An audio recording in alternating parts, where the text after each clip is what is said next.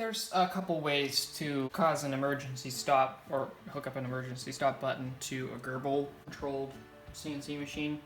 I'm going to show you the best way, or the way that I prefer. In summary, I'm using the door ajar input. There's a kind of a catch to it in how you have to wire the switch to make it so that if you were to cut the wire at any point or the contacts were to get corroded, then it would treat that as a emergency stop signal. Well, first let me just demonstrate how this looks. You can probably figure it out yourself, but here I just ran a program. It's moving it around, and then I hit the button and it stopped right away. And if I want to, after I've dealt with whatever, I can release the e-stop button, and then I can continue where I left off by pressing cycle start. So that's neat. It keeps the position.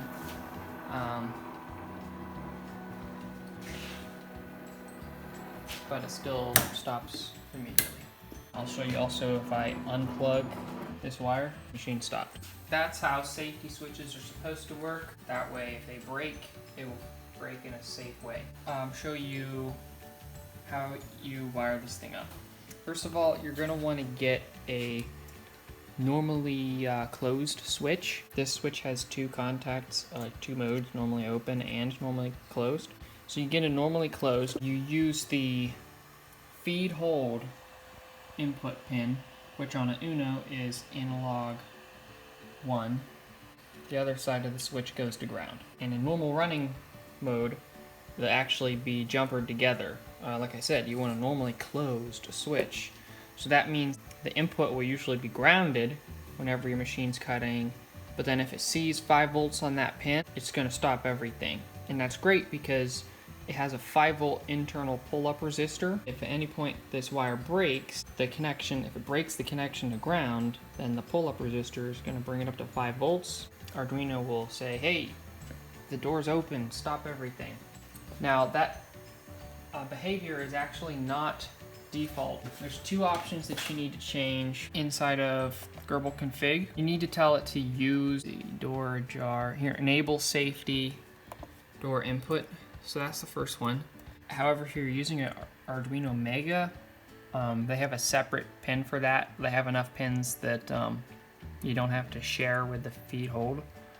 So it's always, you don't have to enable it here. But on an Uno, you need to turn this on and it will repurpose your feed hold as a door safety input pin. Now the second option you need to change is, in order to get that safety feature of detecting a break in the wire anywhere, causing an e-stop, you have to invert the safety door. That can be done by, they provided 2 example control pin invert commands. The first one will invert all the control pins. The second one will invert just the ones that you tell it. This one less than sign, and then control safety door bit. That is, it creates like a binary mask that selects which pin you want, in this case the door. But you don't need to also negate the reset input, so you can just delete off that second part, which is what I did to this third line. All you need for the mask is the one less than control safety door bit. With those 2 options, you can re-upload GRBL. Now I understand a lot of settings in GRBL can be changed through the console. Yeah, you can't change those through the console. If you're gonna re-upload GRBL, I would recommend going to defaults.h, and under the defaults generic, type in all of your GRBL options here in this file, and then that way whenever you program it, you'll already have all of your important stuff like the steps per millimeter. You won't have to go through changing all the stuff you worked hard to figure out the configuration for.